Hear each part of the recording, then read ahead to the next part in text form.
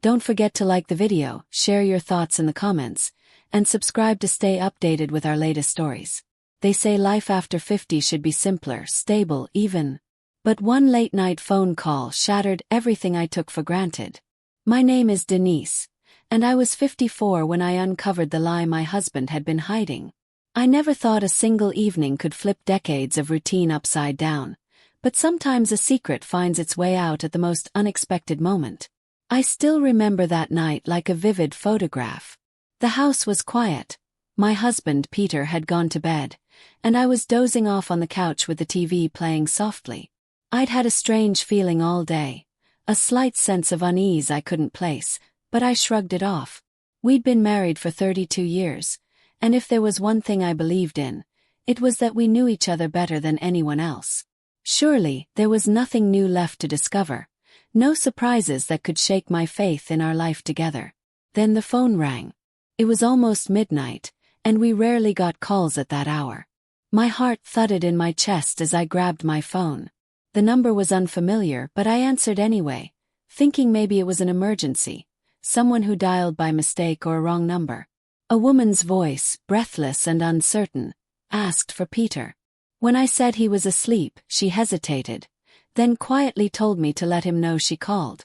Her tone was laced with urgency, and she added something that sent a chill through my veins. "I'm sorry, but I couldn't keep it from him any longer." Before I could ask what she meant, the line went dead. My hand shook as I stared at the phone. Could it be a coworker, an old friend from out of town? But her final words, they hinted at something deeper. I wanted to wake Peter up right then, demand an explanation, but I wasn't sure if I was ready to hear it. Instead, I lay awake, heart pounding, trying to recall if I'd seen any signs, any changes in his behavior. In truth, we'd drifted into such a predictable routine that I had stopped looking for signs of anything. The next day, I confronted him, phone in hand. "A woman called last night." She sounded upset. "Who is she?" Peter froze. For a moment, I saw something like panic cross his face. Then he forced a small, awkward laugh. "Probably a telemarketer or a scam call, honey. Don't worry about it." But I knew him too well. That was his lying voice, the slight tremor at the end of each sentence. I felt anger rise in my chest. Why wasn't he being honest? Over the next week, the tension in our home grew so thick I could practically taste it.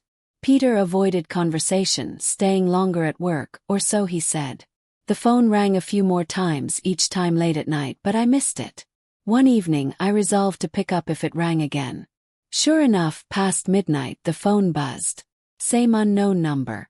This time, I snatched it up immediately and stepped outside so Peter wouldn't hear. It was the same woman. She sounded more desperate than before. "I need to see him," she whispered. "It's about Emily." Froze. Emily was our daughter's name. She'd passed away in a car accident 14 years ago. The mention of Emily sent a cold shock through my body. How could a stranger know her name? My voice trembled as I asked, "What about Emily?" But the woman said only, "Please have Peter call me," then hung up. Suddenly, my grief for Emily, something I'd tried to manage for over a decade, came rushing back, mingling with confusion and dread. Why would a stranger call about our daughter, who'd been gone so long? And why was she speaking to Peter about it, not me? My mind spun with awful possibilities. Was this woman claiming she had information about Emily's death, or about her life before the accident? I confronted Peter again, demanding he explain who was calling and why Emily's name came up. He sat down heavily, tears in his eyes. "I'm sorry," he managed, voice cracking. "I never wanted this to come out, not like this." My heart pounded as I waited for him to continue. That's when he told me something I never imagined. Emily might have had a child, a baby we never knew existed, and that child's mother, a woman named Linda, had been trying to reach Peter for months. He'd found out only recently, through an old friend of Emily's who connected some dots, but he kept it from me out of guilt and fear. He was terrified I wouldn't be able to handle another round of grief and the possibility that our daughter's life wasn't what we'd believed. My legs nearly gave out. A grandchild. Emily died so young, she was only 20. How could she have had a baby we never knew about? My hands shook with shock, anger, and a surge of hope. If there truly was a child, that meant part of Emily lived on. But I also felt betrayed that Peter had chosen to keep it from me.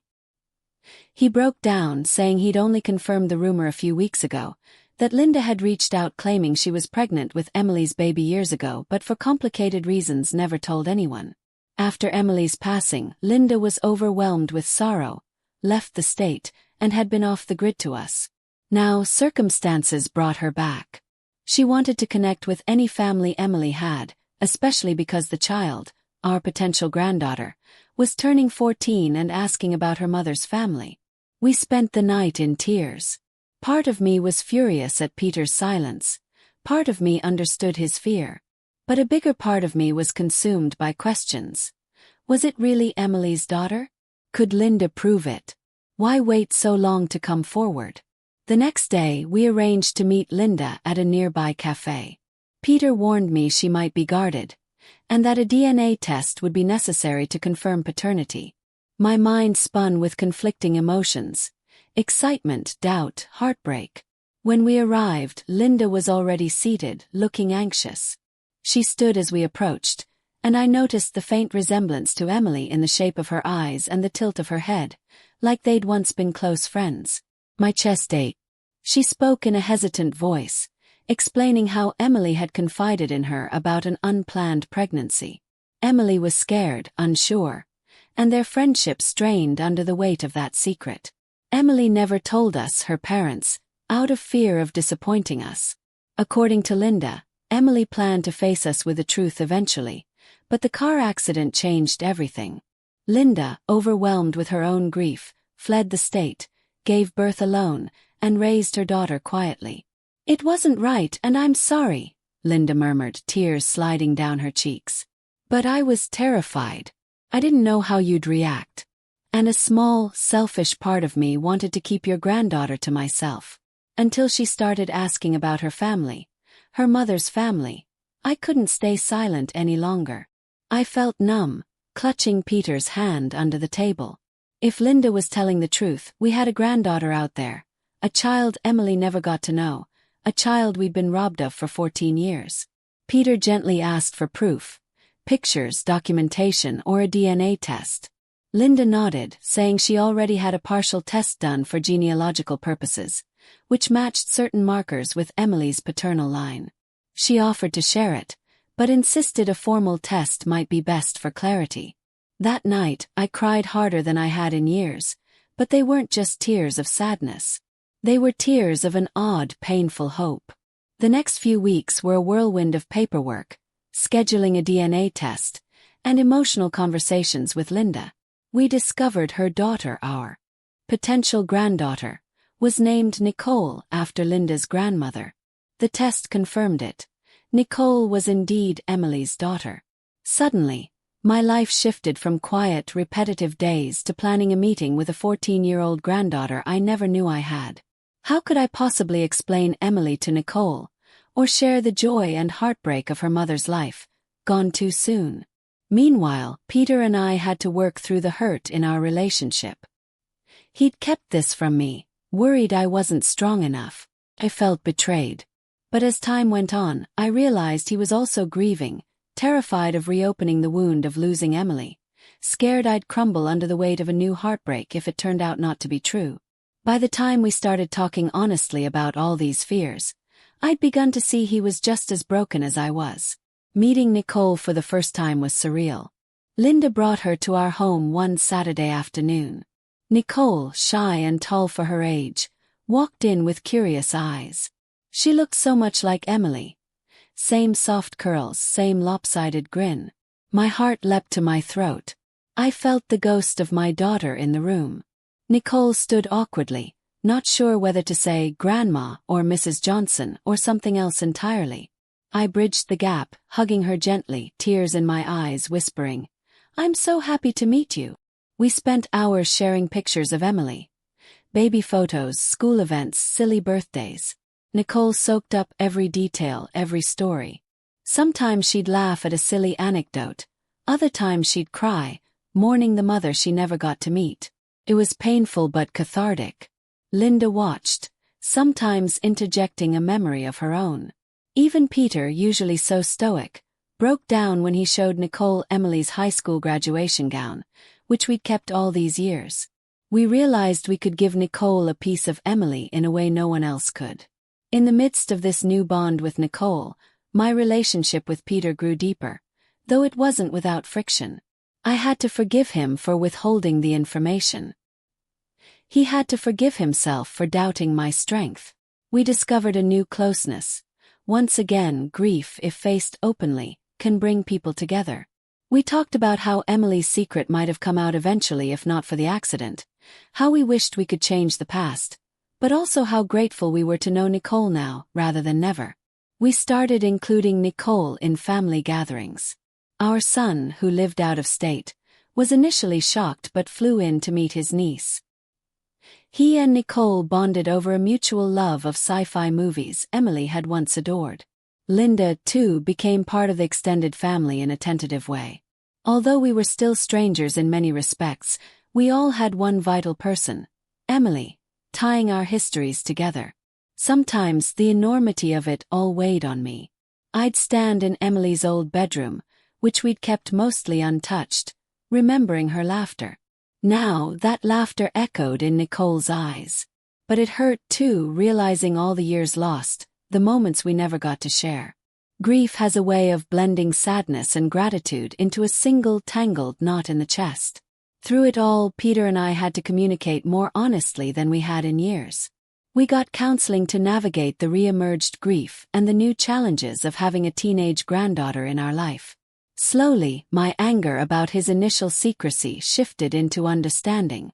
We both recognized that fear is a poor reason to hide the truth from someone you love.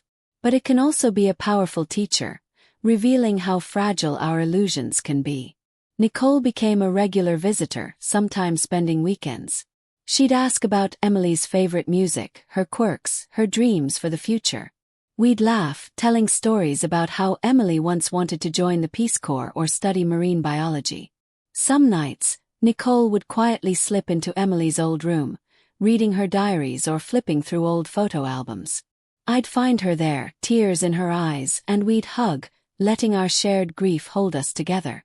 Looking back, I see that single phone call as the beginning of a new chapter, one filled with both heartbreak and hope. If that woman, Linda, hadn't found the courage to speak up, we might have lived our whole lives not knowing Nicole. We might never have faced the buried pain of losing Emily.